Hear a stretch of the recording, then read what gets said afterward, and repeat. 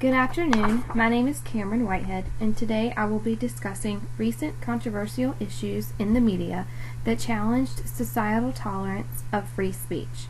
I will be completing this assignment for my Humanities 115 class under the direction of Dr. Kenneth Roble. Before beginning my presentation about a specific topic, I would first like to discuss the history behind free speech.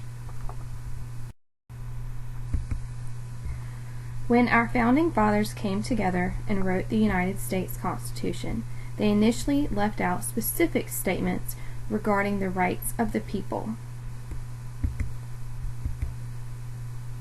As stated on the ACLU website, the Constitution was remarkable but deeply flawed. For one thing, it did not include a specific declaration or Bill of Individual Rights. It specified what the government could do, but did not say what it could not do. For another, it did not apply to everyone. The consent of the governed meant property white men only. The absence of a Bill of Rights turned out to be an obstacle to the Constitution's ratification by the states. It would take 4 more years of intense debate before the new government's form would be resolved. The Federalists opposed including a Bill of Rights on the ground that it was unnecessary. The Anti-Federalists, who were afraid of a strong centralized government, refused to support the Constitution without one. To try and please both sides, they decided to add 10 amendments to the Constitution, later known as the Bill of Rights. The Bill of Rights consisted of 10 amendments to the Constitution. They felt this was necessary in order to please both sides and to clear any gray area as to what rights the people had. The First Amendment is the amendment that protects free speech, and specifically states that the Congress shall make no law respecting an establishment of religion, or prohibiting the free exercise thereof, or abridging the freedom of speech, or of the press, or the right of the people to peacefully assemble and to petition the government for a redress of grievances.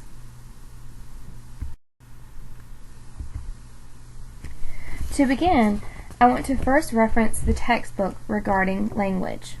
In Chapter 6, Thinking Critically, Language and Thought, tells us that every time we use language, we send a message about our thinking. It also goes on to state that when we speak or write, we are conveying ideas, sharing feelings, and describing experiences. Today, one of the easiest ways to express an individual's thoughts and opinions are through social media. One of the recent controversial issues is President Donald Trump's use of social media. This has led to a huge discussion regarding whether or not it is appropriate that he use social media, given he is now the President of the United States. He has been ridiculed by the media on multiple occasions, leading some to question, in the end, instead of connecting the world by empowering everyone with a voice, could social media ultimately lead to the demise of freedom of speech globally, as it seals the internet off into a few walled gardens run as absolute dictatorships that enforce a single global standard of acceptable speech defined by the lowest common denominator? The main issue behind the article that I read is, has social media killed free speech?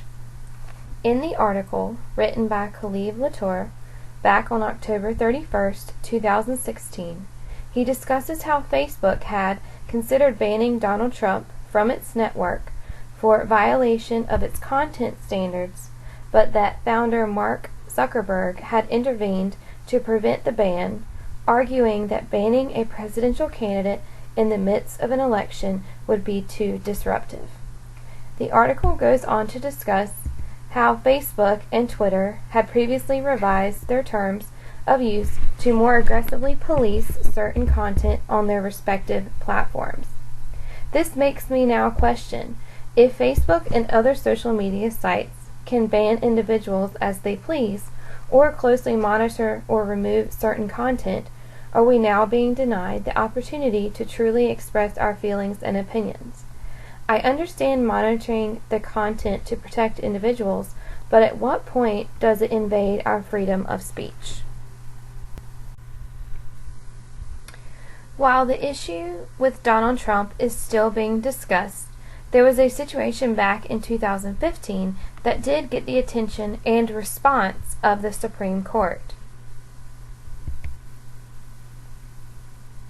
In the article, Supreme Court Overturns Conviction in Online Threats Case, Citing Intent, written by Adam Liptak on June 1, 2015, Liptak discusses how the Supreme Court had made it harder to prosecute people for making threats on Facebook and other social media sites by reversing the conviction of a Pennsylvania man in an 8-1 ruling. The main controversy being discussed with this court trial is when should someone be charged and prosecuted based on what they say on social media, even if they do not act on their words. Mr. Alanis wrote that he would like to see a Halloween costume that included his wife's head on a stick. He talked about making a name for himself with a school shooting, saying, "Hell hath no fury like a crazy man," in a kindergarten class. He fantasized about killing an FBI agent, pull my knife, flick my wrist, and slit her throat.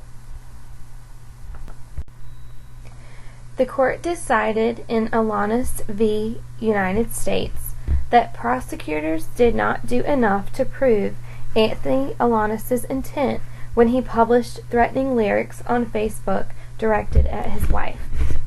The court decided the case on statutory grounds without reaching the First Amendment issues. Mr. Alanis, a Pennsylvania man who had adopted the rap persona Tone Dougie, was sentenced to 3 years and 8 months in prison for threatening his estranged wife. He has since been released. Later on in the article, it was stated that the appeals court agreed, but Chief Justice Roberts said a criminal conviction requires more than consideration of how the post would be understood by a reasonable person, the legal standards lawyers call negligence. Rather, he said, prosecutors had to prove that Mr. Alanis was aware of his wrongdoing. Overall, I believe this ruling is a great representation of slippery slope, which is further discussed in our textbook on page 492. As quoted in Chapter 11, Thinking Critically, Reasoning Critically, slippery slope is defined as thinking that asserts that one undesirable action will inevitably lead to a worse action. I believe this illustrates this particular situation with Mr. Alanis in that just because he makes those statements on Facebook, that does not mean that he is actually going to act upon those comments. I agree with the Supreme Court justices that they were put in a tough situation to make a decision. While I do agree that he should be punished for making threats against his wife, there was not enough evidence to prove that he was actually going to carry out those threats. Again, a slippery slope to be walking on, but I believe the justices made the correct reverse decision based on the evidence provided. I have now provided my works cited slide. Thank you for listening to my presentation regarding the recent controversy of social media and how it has challenged societal tolerance of free speech.